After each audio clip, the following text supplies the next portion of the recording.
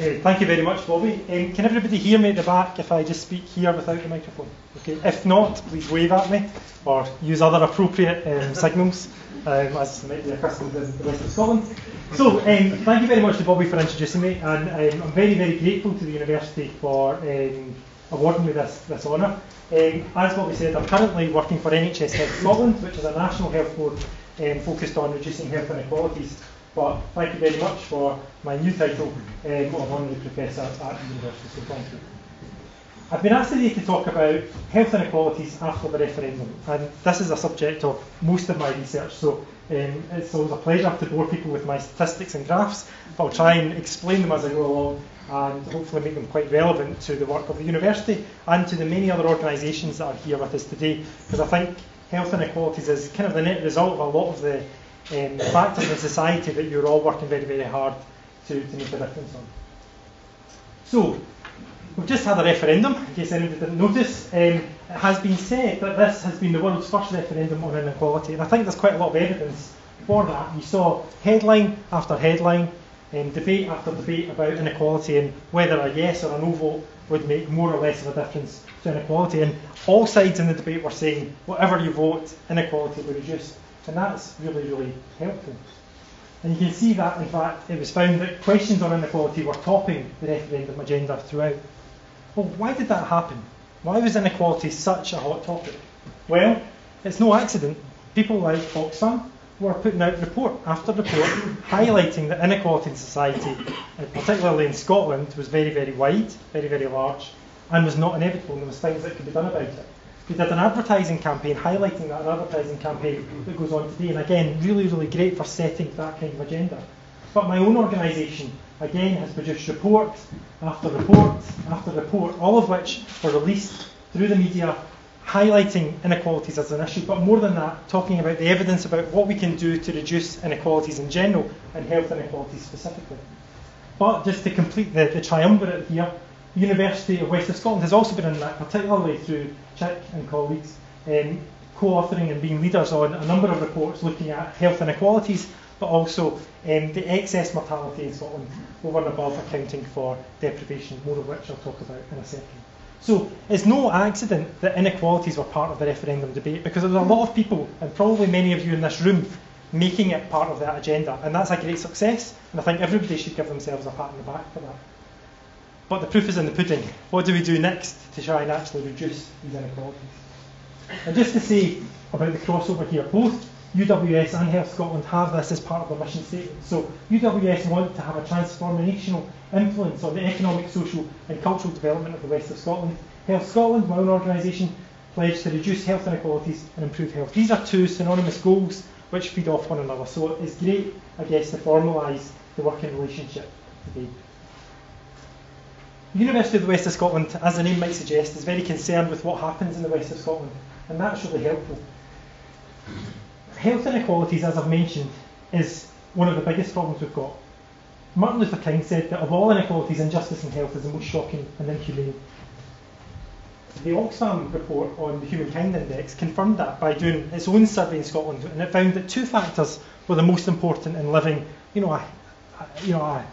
a good life, if you like. They found that health was really important to people, and they found that good housing was important to people. So Martin Luther King's finding or quote applies very much here in the West of Scotland. This is my first graph of the day, and I'll need to explain this one because it is a complicated one. These are the 32 local authorities in Scotland, and this is life expectancy up this axis. So the further up you are on the graph, the greater your life expectancy. For each area, so if you take Glasgow here, it shows in the red, the least deprived 20% of the Glasgow population has got a life expectancy just above 78 years, and this is women we're talking about. So the same kind of graph could be reproduced for men. But for the most deprived fifth in Glasgow, you can see that their life expectancy is about 74 years, and the average for Glasgow is about 75. Now you can see that for the more affluent local authorities in Scotland, East Dunbartonshire and East Renfrewshire, the average, the least and the most deprived have got much greater life expectancies. They live for a longer time than they do in Glasgow or in other areas. But the gap within areas and between areas is profound. The areas in the west of Scotland dominate this left-hand side of the graph. So the university is very well placed, if you like, to find out the causes of these health inequalities and to make a difference to the communities in which it serves. It's also worth noting that it also serves the two most affluent and the two local authorities that do best. And again, so that inequality within even the west of Scotland remains very, very profound. Okay, I'm going to very quickly summarise the public health challenges as I see it for Scotland at the moment. And I'm going to focus mostly on mortality, but you could actually use the same data for well-being or for morbidity or other forms of ill health, and they would show very, very similar patterns. This shows trends in life expectancy for the last 35 years or so for a range of high-income countries, so Australia, Austria, Belgium and so on, and each line represents one single country. The Scottish line is the one in blue. And you can see that in 1975, Scotland's life expectancy wasn't so bad. We might think of the 1970s as being disastrous in the west of Scotland, but whatever we were doing, we weren't much behind the average or the median in Europe. But over that time period, although life expectancy improved, it improved at a slower rate than other countries, such that by the mid-2000s, Scotland was at the bottom of the pile. Now, I have cheated slightly. I could add in the former USSR, and they would be much worse. They were in the middle and then they go like that off a cliff from 1990 onwards. But, you know, compared to other Western and Central European countries, we do so much worse. So that's really the first problem, if you like. We've got lagging life expectancy. Although things are getting better, they're not getting better at the same rate as other comparable places. Okay, the next one I want to show is borrowed from a report by Bruce and Tommy from the Glasgow Centre for Population Health.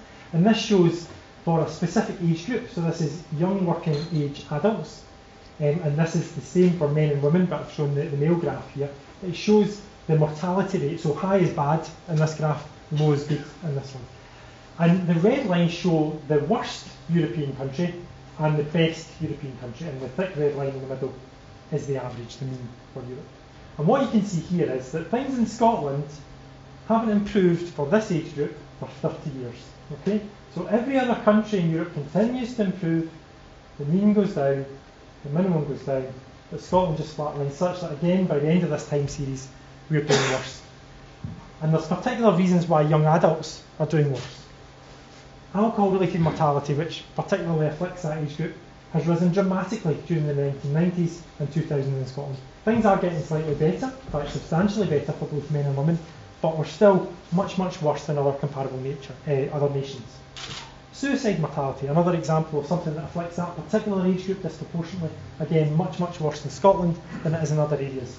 I could go on with other cause-specific mortalities, but violence, suicide, alcohol and drugs are four of the key ones. It's not to say that all the other causes that have been higher in Scotland for a long, long time, such as ischemic heart disease, stroke and cancer, they're still worse as well, but they tend to afflict older age groups disproportionately. Okay, the third big public health problem I'd like to describe is health inequalities, which gets back to the reports and the debate that I was referring to earlier. Within Scotland, mortality inequalities are quite complicated statistically to describe, but this shows absolute inequalities. So it's the kind of gap between the worst and best in Scotland. And you can see that by different measures. This is using the Carstairs Index of Deprivation, and this is using the more recent Scottish Index of Multiple Deprivation for all adults under 75, for younger adults. Look at the trends. They're basically flat. Okay, so the gap measures, the absolute measures of health inequalities in Scotland aren't getting much better. You might look at that and think, maybe there's a bit of a downward slope there. Well, I'm going to show you the relative differences now. So this is the ratio between best and worst. And you can see for all of these measures, for whatever age group and whatever measure of deprivation we use, relative inequalities in Scotland have continued to get worse. And how does that compare with the rest of Europe? Well, there's Scotland there, and this is for men, I think, yep. You can see that this is called the relative index of inequalities, so it's a relative measure of inequalities, and you can see that you have to go to Hungary or the Czech Republic to find health inequalities wider than they are in Scotland. And if you think that's bad, that's the graph for women, and there's Scotland there. So we are the worst in Europe, even including Eastern Europe, for health inequalities amongst women. Okay, this is not good news. Health inequalities in Scotland are a terrible, terrible blight on our population. You can show it in a different way. This is taking West Central Scotland specifically and comparing it with other deindustrialised areas across Europe. And it just shows the range of life expectancies within those areas. And you can see that in West Central Scotland, again this is for women, the range of life expectancies are much wider. and is much lower than it is in other deindustrialised areas. And we're not comparing with nice affluent areas of Europe. We're comparing with northern Moravia, Wallonia, the Ruhr and Saxony. And thanks to Martin Talbot and my team and David Walsh, who's in the audience, for help with these graphs. But it shows that even when you compare ourselves with other pretty bad, pretty deindustrialised, pretty poor areas in Europe, we still come out worse. And for males, it's even more profound. Okay, next problem is excess mortality. We used to call it the Scottish effect or the Glasgow effect, but if I do that, David Walsh will start heckling me. So we call it the excess mortality over and above that explained by deprivation, usually with reference to England and Wales. So it used to be 20 or 30 years ago, we thought that all of the excess, the higher mortality in Scotland was explained by deprivation and poverty. And through a number of analyses led by David and Phil Hanlon at Glasgow University, we found out that actually it only explains a smaller and smaller part. So in 1981, after accounting for deprivation, mortality was still 4.7% higher in Scotland. By 1991 and 2001, it was 8% higher after accounting for deprivation. But by 2011, that has grown to almost 11% higher after accounting for poverty and deprivation. If you take that out, the higher mortality is greater still. So this is a huge problem, and this is often what's covered most by the media, because it's seen as a bit of a mystery. It's a bit of a scientific conundrum. Why is this mortality so much higher after accounting for the things we know cause poor health? So to summarise, Scotland has a number of health problems. Scottish mortality is around the European median until 1950 and then starts to diverge. The excess mortality as compared to England and Wales, the so-called Scottish effect, is less and less able to be explained by deprivation. Health inequalities have grown and are wider than the rest of West and Central Europe, and there's been no improvement in premature mortality for the last 30 years, and that's particularly been associated with rises in alcohol and drug-related deaths, suicide and also violence. This is where the science kind of stops in a sense, and I just want to say something more based on values, that's lots of people dying. All those numbers behind them are real people, and probably real people you know in this room, people from the west of Scotland across the whole of Scotland, who have died young and died unnecessarily in premature deaths and left quite a lot of human misery in their wake. And I think as a community, we've got a sort of moral duty to respond to that, and it's why I've been so heartened by the referendum debate, at least putting this on the agenda. Clearly health inequalities are only one part of the wider inequality agenda, but it's a hugely important part. Okay, I want to talk a wee bit now about some work that again I did with Chick Collins here at the university, but also Barry Mackenzie, who's in the crowd from Glasgow University. And you'll find out that all of my work relies on the shoulders of many, many other people who actually do the bulk of the lifting on it. I think it's important to understand what causes health inequalities, because often our reaction to try and solve health inequalities has been misconceived. And that's kind of recognised, I guess, by the failure to progress, the failure to bring our health inequalities down to the level of the rest of Europe, never mind eradicate them. So we need to understand what causes them in order to do the right things to reduce them. It's important because the dominant theory influences how important we think it is, how preventable we think it is, whether it's inevitable or not, who is held responsible, and ultimately what action, if any, we take. Many of you will be familiar with the Black Report. It was written in 1979, commissioned by the Callaghan government, published in 1980 under the Thatcher government, released on a bank holiday August Monday with just a handful of copies made available to the press, and it was subject of a thorough and very successful attempt to bury it for many, many years. But Sir Robert Black at the time, he tried to explain what caused health inequalities, and he focused on 4 different theories. And he did a very, very powerful piece of work describing those, and it's been updated over the years, and we certainly looked at that in some detail in the most recent work we did. The 4 possible explanations offered were that it was artefact, simply we aren't measuring it well enough. The second was it was a selection theory, i.e. you get sick and that causes a social slide rather than your social position causing ill health. That it's just about behaviours and culture, i.e. poor people just behave badly and it's kind of their own fault. Or 4, that it's something to do with the structures in society, political economy, i.e. politics and policy are the cause. So I'm going to run through the evidence for each of these, hopefully to convince you of what the evidence shows. And again, it's really important that kind of delineate that this is evidence-based, this isn't me going on some rant. So artefact, again as I described, it's just that we're not measuring it properly well. That's kind of undermined because we find health inequalities, no matter what statistical measure we use of social status. We find it in different places and different times. It's almost ubiquitous. And it's very difficult to sustain a theory that it's just about how we measure it when we get these repeated findings of health inequalities, different places, different times, different measures, different populations. So nobody really believes artefact is the case anymore. That's not to say that we don't need to understand the lived experience of living in poor social circumstances or being working class today, but it's not the cause, measurement is not the cause of health inequalities. The next one is selection theory, and I call this the zombie hypothesis, because it doesn't matter how many times you stick a wooden stake through the heart of it, it comes back in a different form. So, just to rehash what it is, so it suggests it's a reverse causation, that you get sick and you fall down the social scale such that you end up working class, or you end up in the poorest areas of Scotland, or you end up unemployed. It's pretty easy to disprove it, which is why I find it so frustrating that it keeps coming back, because we've got, in the UK, we're very blessed having a number of longitudinal studies which measure social status at birth. It measures the social status of your parents, it measures your social status, not easy to say that 3 times in a row, it measures your social status at about age 20 and 30, and it follows people up to see how long they live for, what kind of illnesses they have, how often they go into hospital, and ubiquitously they find that your social status at the start predicts your health outcomes, not the other way around. That is not to say that there aren't some people who get sick, get unemployed and become poor as a result, but it doesn't explain health inequalities. It only explains a tiny proportion of the total health inequality that we see. I'm going to spend some more time on this thesis, because this, to be honest, is the most dominant thesis in society at the moment. It's about the behaviours and cultures in our most deprived communities. And this is the kind of rhetoric you'll get most frequently from particularly Ian Duncan Smith, the Centre for Social Justice, and I think Chick will say a wee bit more about that later on. So it's a very important theory, but it's partial. The advocates of it suggest simply that it's the prevalence of behaviours, particularly smoking, alcohol and diet, cultures or skills such as parenting, that are the root cause of health inequalities. Now, it's certainly true that unhealthy behaviours are more prevalent in lower socioeconomic groups.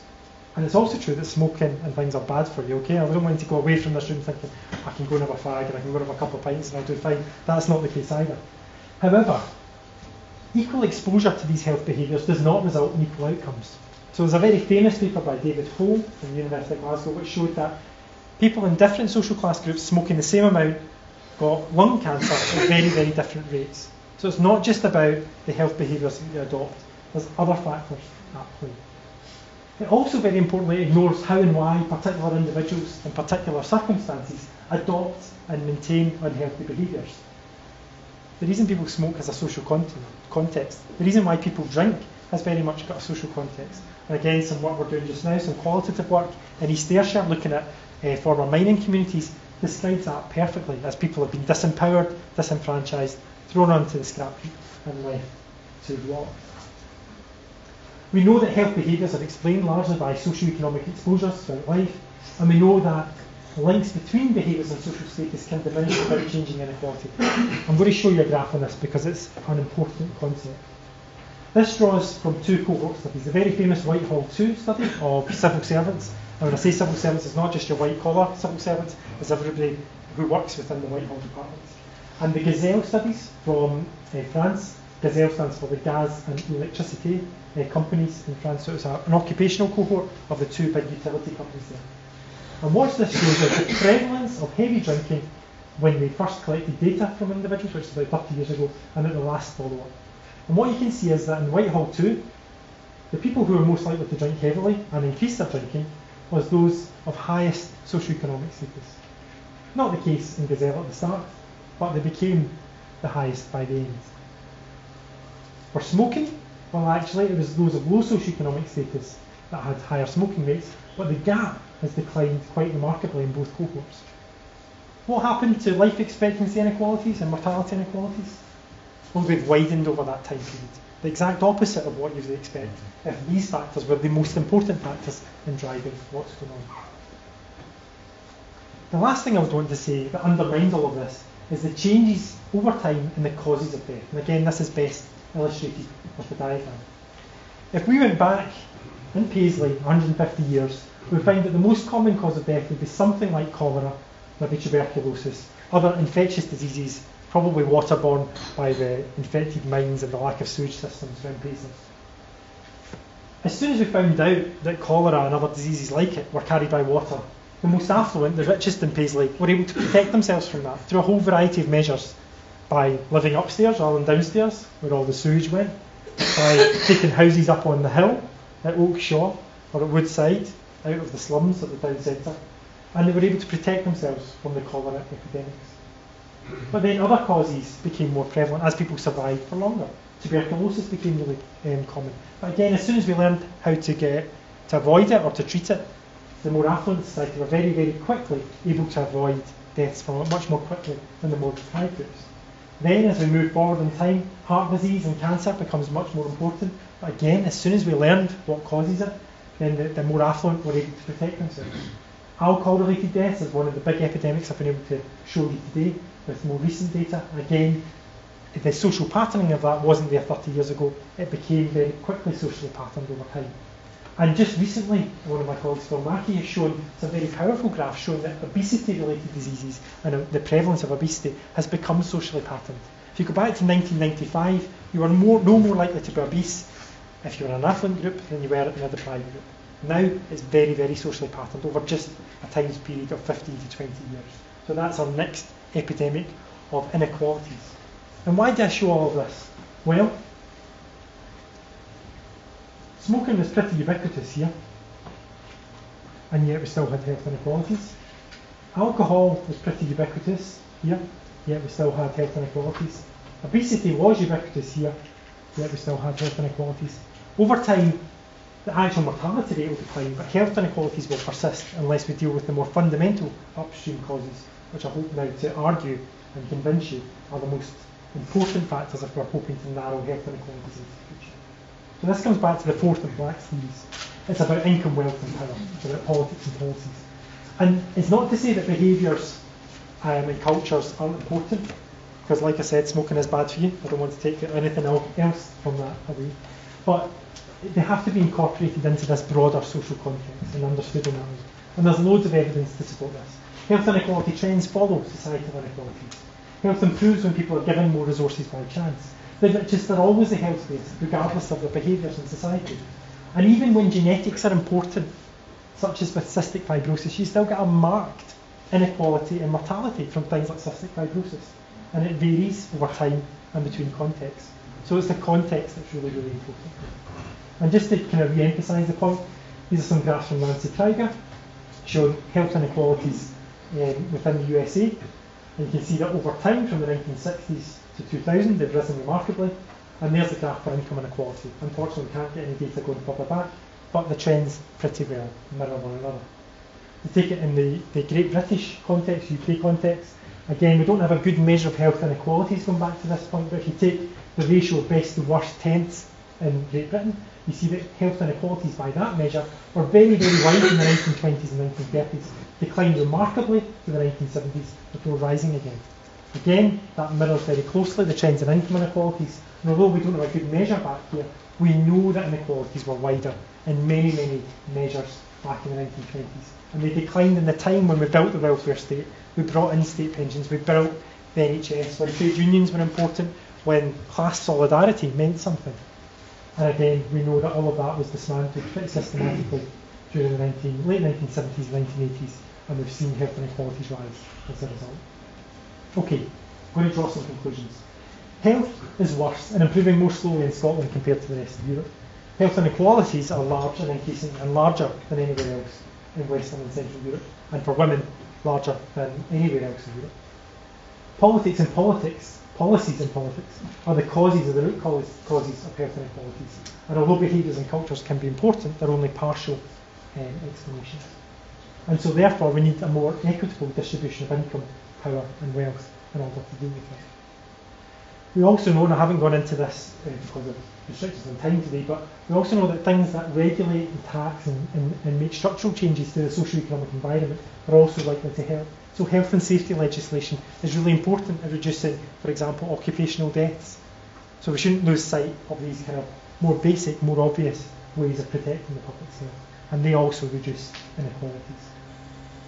But really importantly, and I hope you take that from the last graph I showed you, health inequalities are not inevitable, and they can be reduced. They've been reduced in this country previously, and they've been reduced in other places at other times, and so therefore we can reduce them into the future. And what I would say is that the current politicisation of Scotland following the referendum represents a huge opportunity for change, and it's something that I think all of you can participate in and have a role to play. Certainly the University of the West of Scotland has an important role to play to inform that process, and I do hope that Oxfam will continue to prioritise poverty and inequality, as I'm sure they will, into the future.